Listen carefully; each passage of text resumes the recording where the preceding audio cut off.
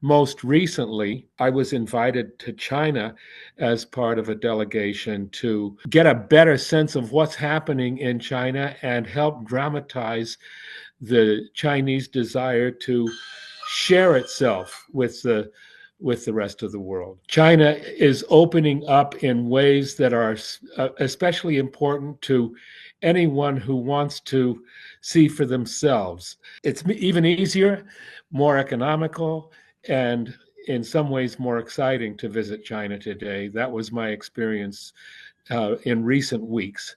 I've now visited China 3 times and have found it ever more interesting and exciting. Perhaps the most important visit was a year ago when we visited Xinjiang.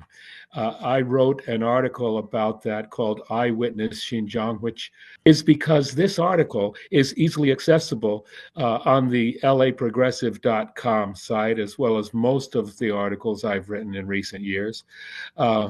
This particular article has, I think, very, very important information that makes it clear that the abuse of the Uyghur population, accusations of slavery and genocide are really thanks to former Secretary of State Michael Pompeo.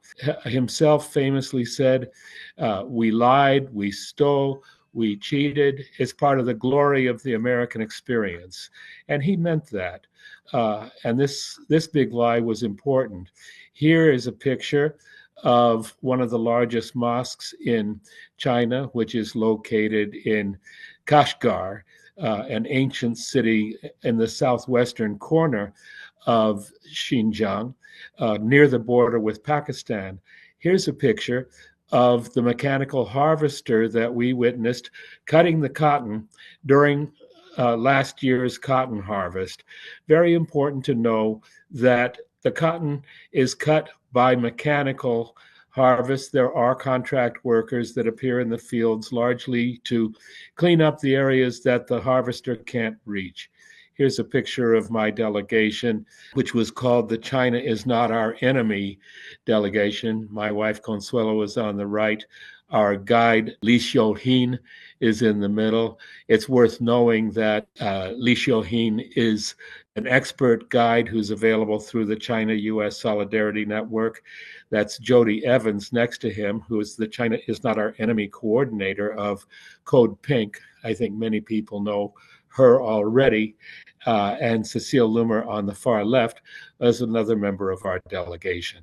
I just show that so that you can see it was real. This is important because the fantasy or the lies about Xinjiang have hurt China very much, and they have also hurt us.